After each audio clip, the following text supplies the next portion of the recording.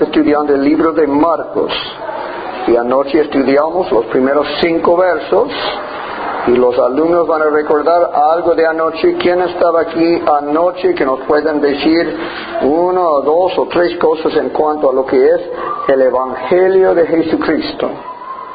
¿Se anima alguien? Hermano. ¿Que Jesucristo es nuestro Redentor? El Evangelio es para redención o salvación, ¿no? Entonces era la tercera cosa que pusimos, ¿no? Para salvar, ¿no? El Evangelio es para salvar. Hay otros 2 puntos antes que esto. ¿Cuáles fueron? ¿Recuerda, hermano? El Evangelio es acerca de quién? De Jesucristo. ¿De cuántas personas? Una sola persona, Jesucristo, ¿no? Enfatizando uno. Entonces el Evangelio no es acerca de mi arrepentimiento ni de la tuya, es acerca de Cristo y lo que Él hizo. ¿Cuándo? El tercer punto. El tiempo del Evangelio tiene un tiempo. ¿No recuerda lo que dijimos anoche? Tiene ese tiempo que tiene comienzo o principio, es la palabra de Marcos, ¿no? Principio dice Marcos 1:1, note bien, principio, y Marcos 16:14, conclusión, fin. El Evangelio fue anunciado por gente en el Antiguo Testamento, ¿no? Que iba a venir la promesa de Dios. Pero comenzó con la encarnación, podemos decir, hasta la ascensión, ¿no? Desde la encarnación de Cristo hasta su ascensión y ser recibido en lugares celestiales, este es el Evangelio, tiene un principio y un fin, o es lo que Cristo hizo en este mundo en el primer siglo, ¿no? Este es el repaso de anoche, ¿no? Lo que Cristo hizo en este mundo en el primer siglo, acerca de Jesucristo, solo acerca de Él y lo que Él hizo, y es para salvación, ¿no? Y después leímos los versos que voy a repetir a leer ahora para avanzar hasta el verso 6. Marcos 1 comienza diciendo así, el repaso primero, vamos a leer los versos 1 al 5. Principio del Evangelio de Jesucristo, Hijo de Dios, como está escrito en Isaías el profeta: he aquí, yo envío mi mensajero delante de su faz. ¿Quién fue este mensajero? Jesucristo. No, el mensajero Juan Bautista, ¿no? Y dice, ¿a quién está hablando? El Padre está hablando al Hijo, ¿no? Hijo mío, tú vas a ir a hacer el rescate de este mundo. Pero te he dado un mensajero que va delante de ti, ¿no? He aquí, yo envío mi mensajero delante de tu faz, el cual preparará tu camino delante de ti. Voz del que clama en el desierto, preparad el camino del Señor. Cristo es Señor. Enderezad sus sendas. Verso 4. Bautizaba Juan en el desierto y predicaba el bautismo de arrepentimiento para perdón de pecados, y salía a él toda la provincia de Judea y todos los de Jerusalén, y eran bautizados por él en el río Jordán, confesando sus pecados. Eso es lo que tomamos anoche. Ahora vamos a considerar los versos 6 hasta el 13. Solo estos versos en la media hora que nos sobra. Los versos 6 de Marcos 1 en adelante dice: y Juan estaba vestido de pelo de camello, y tenía un cinto de cuero alrededor de sus lomos, y comía langostas y miel silvestre, y predicaba diciendo: viene tras mí Él que es más poderoso que yo, a quien no soy digno de desatar encorvado la correa de su calzado. Yo, a la verdad, os he bautizado con agua, pero Él os bautizará con Espíritu Santo. Aconteció en aquellos días que Jesús vino de Nazaret, de Galilea, y fue bautizado por Juan en el Jordán. Y luego, cuando subía del agua, vio abrirse los cielos y el Espíritu como paloma que descendía sobre él. Y vino una voz de los cielos que decía: Tú eres mi Hijo amado, en quien tengo complacencia. Y luego el Espíritu le impulsó al desierto, y estuvo allí en el desierto 40 días, y era tentado por Satanás, y estaba con las fieras, y los ángeles le servían.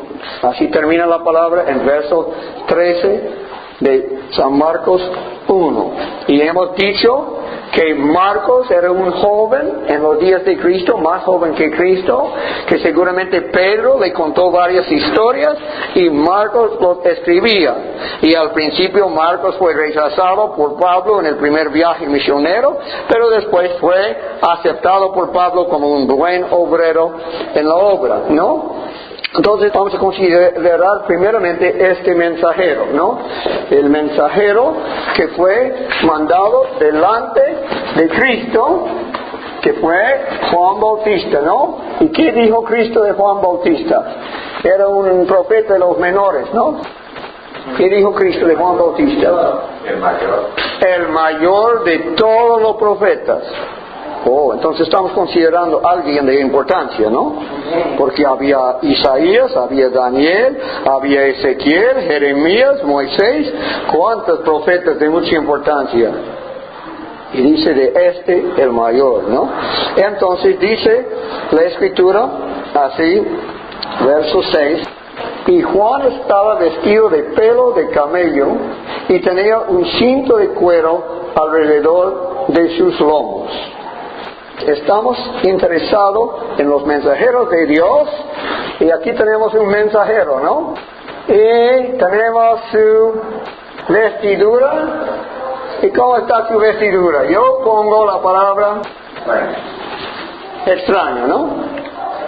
El mensajero de Dios, que Dios escogió para ir delante de su Hijo, para preparar el camino para Cristo, nuestro Evangelio, se vestía muy extraño. Y después el verso dice: y comía langosta y miel silvestre. Su vestidura era extraño y su comida era extraña, ¿no? Comía muy diferente que los demás del público, ¿no? Ellos comieron pan y pescado. Sabemos que todos les gustaban pan y pescado, ¿no? Pero comía langosta. Aquí hay árbol de mezquite. En Honduras hay mezquite. Bueno, aquí yo vi en el patio que hay unos frijoles grandes que caen de un árbol. No es la misma raza del mezquite. El mezquite tiene espinas usualmente, y en el desierto crece el mezquite. Israel y en el desierto de California y de México crecen, y debe haber aquí en Honduras, en la parte seca por Choluteca, por ahí, mezquite, que da su vaina así de largo y se puede comer la cáscara, y adentro la pepa está muy dura, ¿no? Y también el caro, el otro frijol que le digo, es mucho más grueso, casi como estos que caen, pero no tan grueso, pero así de ancho, y esto es muy sabroso comer así crudo nomás. Esto y miel. Entonces tenemos su vestidura extraña también, ¿no? Vestidura extraña y comida extraña. Pues vamos a seguir. Entonces dice: y predicaba diciendo: viene tras mí el que es más poderoso que yo, a quien no soy digno de desatar encorvado la correa de su calzado. Esto está hablando de su predicación. Y para mí, pondré, su predicación fue muy extraña. Casi todo predicador en el mundo predica de sí mismo y la gloria de su propia persona. Es lo natural del ser humano. Este predicaba de otro, diciendo, yo soy mucho menor que el que viene. ¿No? Su mensaje era enteramente diferente de muchos predicadores, porque él dijo, yo no tengo valor, sino el que viene es el que tiene valor, este es a quien deben estar mirando y no miran a mí. Oh, difícil para un pastor decir así, no míreme a mí, yo te quiero contar de otra persona. ¿No? Entonces encuentro que el mensajero del Señor se vestía muy extrañamente y comía comida muy extraña y predicaba muy extraño, muy diferente de lo que era popular, de lo que era común en el pueblo, ¿no? Así debemos tomar una lección de esto, que cuando Dios te mande un mensaje, posible no vendrá por el canal que tú piensas que vendrá un mensaje de Dios. Posible tú estás en tu cuarto esperando que un ángel de luz llega y te habla muy suavecito, hermanito, te quiero contar esto o otro. Pero posible Dios te mandará un mensajero que se viste muy diferente, que come muy diferente y que predica muy diferente, y dice el Antiguo Testamento, te mandaré a uno de labios que no habla bien tu lengua también, ¿no? De otro pueblo, dijo Dios, en Isaías yo creo es, ¿no? De otra manera de hablar que no habla muy bien, ¿no? Puede ser que Dios te mande un mensajero que no es muy bonito, un mensajero que posible tú has tenido contacto antes y dices, no me encanta este hermano, o no me encanta este vecino. Una vez Dios me mandó a mí un jovencito que me hizo una sola pregunta. Era un jovencito que no tenía mucho valor para mí. Anduvo nomás por aquí y allá sin casa, sin dinero, y yo le hospedaba por un tiempo, me ayudaba un poco en mover unas cosas, y después un día regresó, pasó a mi casa y me hizo una pregunta muy directa. Oh, yo dije, este no tiene valor, ¿para qué escuchar a él?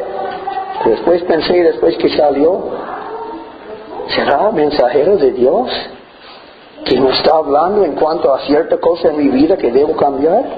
Entonces los mensajeros que Dios manda a veces son muy diferentes de lo que esperamos que sea mensajero de Dios, ¿no?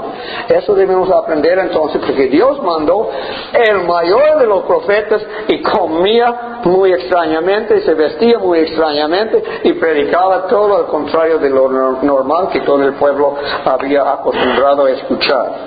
Entonces seguimos en el verso 8.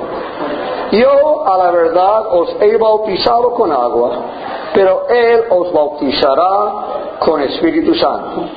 Entonces Juan está diciendo que Él no va a dar al pueblo el Espíritu Santo por medio de su bautismo. Pueden recordar que en el tiempo de Pablo, escriba en Hechos que Pablo fue a un pueblo que fue Éfeso, ¿no? Y encontré a 12 hermanos que fueron bautizados con el bautismo de Juan, ¿no? Y él les preguntó, ¿han recibido el Espíritu Santo después que fueron bautizados? Y dijeron que ni conocemos si hay tal cosa como el Espíritu Santo, ¿no? Y Pablo dijo, entonces les enseñaba de Cristo, porque ¿quién va a traer el Espíritu Santo según Juan Bautista? El que viene después, ¿no? Yo bautizo con agua para arrepentimiento, pero el que viene después de mí bautizará con el Espíritu Santo. Y Pablo entonces les contaba de Cristo, del Evangelio de Cristo, y al escuchar esto les fue dado el Espíritu Santo y hablaron en lenguas y entonces eran parte de la primera Éfeso, ¿no? 12, y Éfeso es la primera iglesia en Apocalipsis. Éfeso yo creo estaban estos hermanos, estos 12 que solo habían conocido el bautismo de Juan. Entonces aquí dice, yo a la verdad os he bautizado con agua, pero Él os bautizará con Espíritu Santo. Ahora verso 9. Aconteció en aquellos días que Jesús vino de Nazaret, de Galilea, y fue bautizado por Juan en el Jordán. Entonces, si conocen el mapa, conocen que Palestina tiene su costa del mar Mediterráneo y que aquí está Galilea, una laguna, un lago bonito, va el río Jordán y aquí va el mar muerto y Jerusalén está acá y Juan estaba en el desierto, posible por acá, en el río Jordán, y Cristo vino de Nazaret hasta aquí, como posible unos 2 días de viaje a pie, para ser bautizado por Juan en el río Jordán. Y dice, y luego cuando subía del agua, vio abrirse los cielos y el Espíritu como paloma que descendía sobre él. Y vino una voz del cielo que decía, tú eres mi Hijo amado, en quien tengo complacencia. Entonces, de estos versos queremos ver que Cristo mismo se sometió al mensajero de Dios, ¿no? Que se vestía muy extrañamente, que comía muy extrañamente, que predicaba muy extrañamente, y Cristo vino y se sometió a ser bautizado por Juan, el mensajero de Dios, el que iba delante de él. En Mateo dice, hagamos esto, porque Juan no quiso bautizarlo, ¿no? Pero Cristo dijo a Juan, hagamos esto ¿para qué? Ser imitadores de él. Para cumplir toda justicia. ¿Qué es la justicia? Es vivir conforme a la ley de Dios, ¿no? Es vivir conforme a la voluntad de Dios. Cristo entonces dijo a Juan, me voy a bautizar porque yo también soy ejemplo. No solo soy Salvador, también soy ejemplo. Y mi estilo de vida debe mostrar lo que el ser humano debe hacer. Y también para cumplir toda justicia es requerido que se renueva la vida, y él fue bautizado con el Espíritu Santo en este instante, ¿no? Porque estaba el Espíritu Santo descendiendo. ¿Y qué pensaba el Padre en el cielo en cuanto a este bautismo? ¿Estaba muy feliz o muy airado? ¿Cómo? Este es mi Hijo amado. Estaba feliz, ¿no? Entonces aquí claramente podemos ver que la deidad tiene 3 personas. Las 3 personas de la deidad no es que hay un solo Dios, una sola persona que estaba en el Antiguo Testamento, Dios Padre, y como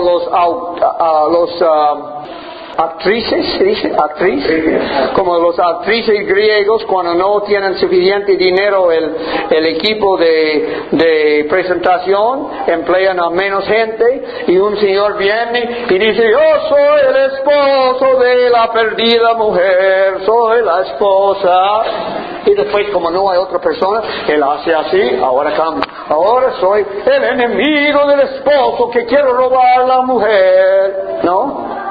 Pero es la misma persona y solo se cambia de parte. Algunos dicen, Dios Padre estaba en el cielo, pero Él se bajó y hizo el Hijo en la tierra, y cuando salió se hizo el Espíritu Santo, pero es una sola persona. Este es modulismo. No, la Biblia dice que Cristo estaba en el agua, que el Espíritu Santo estaba descendiendo en el aire y que el Padre estaba hablando, todo en el mismo instante, ¿no? Entonces creemos que hay 3 personas, una deidad, Padre, Hijo y Espíritu Santo. Y en Mateo también menciona lo mismo, y también en otro evangelio, de que estos 3 estaban en el bautismo de Cristo. Y otras partes de la Biblia hablan de las 3 personas de la deidad. Y si llega al libro de Apocalipsis, comienza con las 3, cada uno tiene su palabra de introducción, y después cada uno tiene otra palabra, y todo en el primer capítulo, y todo, hasta el santuario mismo, está construido en esta forma, ¿no? Con el lugar santo, que tiene 3 cosas: mesa de pan, candelabro y altar de incienso. El candelabro es el aceite del Espíritu Santo, la mesa es el trono de Dios Padre, y Cristo ministra en el altar de incienso las oraciones. Así que la deidad es en toda la Biblia 3 personas distintas, un solo Dios. Yo, mi madre y mi padre éramos una sola familia. como un solo Dios, pero 3 personas. Pero éramos uno. Uno en cuanto a deseo, en cuanto a voluntad, en cuanto a carácter. Entonces vemos que dice: aconteció en aquellos días que Jesús vino de Nazaret de Galilea y fue bautizado por Juan en el Jordán. Y luego, cuando subía del agua, vio abrirse los cielos y el Espíritu como paloma que descendía sobre él. Y vino una voz de los cielos que decía: tú eres mi Hijo amado, en ti tengo complacencia. Y anoche vimos que Cristo fue enviado por el Padre para cumplir lo que Adán no cumplió, ¿no? Adán debía haber vivido una vida de perfecta obediencia a la voluntad de Dios, pero cuando pecó debiera haber pagado por todos sus pecados con muerte eterna. Cristo vino tomando el lugar de Adán. ¿Y quién es Adán para nosotros? Nuestro primer representante, ¿no?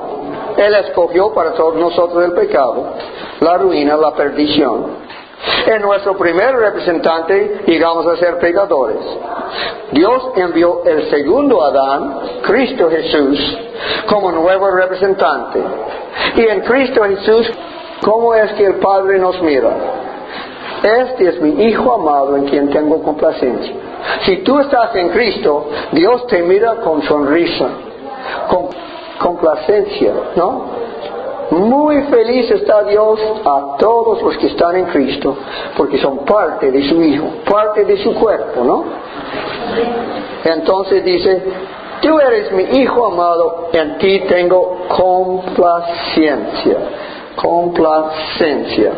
Nos da a entender que como nuestro representante en su bautismo, el Padre estaba satisfecho con nosotros si estamos en Cristo, ¿no? Y es como trasladarse de un país a otro, salir del país del diablo al país de Cristo. Entonces, sin arrepentimiento y confesión, decimos anoche, no vas a entrar en el país de Honduras o el país de salvación. Entonces pasamos a los últimos 2 versos que vamos a considerar esta noche, los versos 12 y 13. En la primera parte hemos dicho que los mensajeros que Dios nos manda a veces no son como esperamos. Y hemos dicho en la segunda parte, Cristo sometió a los mensajeros que Dios envió a Juan Bautista y a su obra ahí en el desierto. Él no dijo: yo no quiero tener nada que ver con esto, yo soy mucho más importante que él. No, él sometió a lo que Dios había puesto de mensajero, ¿no? Y ahora los versos 12 y 13. Y luego el Espíritu le impulsó al desierto y estuvo allí en el desierto 40 días y era tentado por Satanás y estaba con las fieras y los ángeles le servían. Hemos dicho anoche que Marcos siempre escribe breve, ¿no? Mateo va a tener 5 o 6 versos para decir lo que Marcos dice en 1 o 2 versos, ¿no? Entonces tenemos que captar la idea. Estamos hablando de ¿qué? De 40 días, ¿no? 40 días en el desierto. ¿Y qué cosa hay en el desierto? ¿Qué cosa hay en el desierto? Arena. Sí, hay arena. Espinas. Y calor. Arena. Es desierto, ¿no? Desierto. Serpientes. Desierto, arena, calor. Reptiles.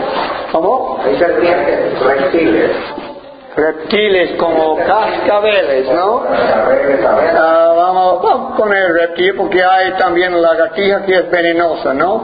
Reptiles, pero van a pensar especialmente en serpientes, ¿no? No. Especialmente. Reptiles incluye serpientes. Sí, incluye, pero en el Antiguo Testamento eran los serpientes lo más peligroso, ¿no? ¿Qué otra cosa hay en el desierto? Cascabeles. ¿Cómo? Cascabeles. Sí, estos son parte de los reptiles, ¿no? Hay espinas, porque hay árboles.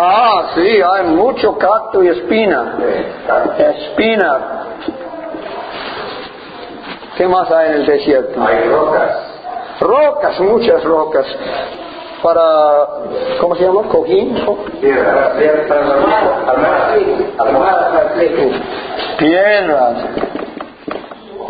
Y en la noche hay frío. Frío, sí, así es el desierto. Yo vivo cerca del desierto y a veces he pasado frío de noche. Y calor en el día. Eso ya tenemos el calor. De noche. Too much hot in the daytime. Sí, tienen que tener un buen abrigo de noche y de día quieren sacarse todo y bañarse en puro agua fría. Pero también hay mamíferos, coyotes y qué más. Hay leones, ¿no? Leones en el desierto de Israel, por lo menos en aquel tiempo, porque David encontró león, ¿no? Y oso también, pero por decir el oso estaba en la montaña. Pero entonces hay peligros, ¿no? Pudiéramos reducir todo esto en peligros. Hay peligros en el desierto. Pero aparte de los leones y los cascabeles, ¿qué cosa afectaba más a Cristo en el desierto? La soledad. ¿Cómo? La soledad. Estaba solo. Bueno, estaba solo, sí, soledad. Pero yo aguanto la soledad para 40 días. Too much hungry, nothing water? ¿Cómo? No, too much hungry y nothing water. Háblame en español mejor. Nada de mucha hambre él y no había... Ayunaba. ¿Cuántos de vosotros les gusta ayunar 3 días? No me gusta a mí. Yo ayuno una comida, o posible un día. Pero 3 días, ya al tercer día, todo el pensamiento es en comida. Entonces me digo a mí mismo, si voy a ayunar, me digo, cada vez que tú piensas de comida, tienes que orar, porque la oración va con el ayuno, ¿no? Entonces estoy pasando la mañana muy feliz y olvidando orar nada. Yo tengo que orar. Y en la tarde, cada rato estoy orando porque estoy pensando, ¿cómo es que iba a comer de nuevo? Hermanos, nuestro Señor no ayunó para 3 días. Ayunó para 4, 5, 6, 7, 8, 9, 10, 11, 12. Él llegó, que era un varón fuerte, porque saludablemente vivía, llegó a ser el más débil de toda la raza humana. Él llegó a un punto de morir. Él no fue como Moisés, que fue sostenido por Dios. Él tuvo un ayuno que le hizo llegar al punto más débil del ser humano. Seguramente estaba tirado en el suelo sin poder levantarse. Y ahí estaba cuando vino al 40 días el diablo. Oye, niñito, ¿cómo estás? ¿No quieres comer un poquito? ¿No? Entonces así vino el diablo para tentarlo, pero no solo al 40 días, seguramente le estaba tentando todo el tiempo. Pero Cristo tuvo que llegar hasta este punto para salvar a cualquier que está en el mundo. Ninguno tiene excusa diciendo, yo soy más débil que mi Salvador, porque Él llegó en el desierto a ser el más débil de los seres humanos. Y en esta situación venció contra el diablo. Porque tenía todavía en su mente, aunque no en su brazo, la palabra de Dios, ¿no? Y nosotros podemos vencer igual también si tenemos la palabra de Dios en nuestras mentes y la oración. En la otra prueba, cuando llegó a la muerte, en el huerto de Getsemaní, llegó a morir allí mismo, iba a morir porque estaba sangrando ya del piel, y los ángeles tuvieron que sostenerlo para que pudo estar vivo todavía en la cruz, ¿no? Y en aquella noche oraba mucho, ¿no? Pero en este desierto habla más de su palabra que salía de su boca, diciendo, la palabra de Dios dice, la palabra de Dios dice, la palabra de Dios dice.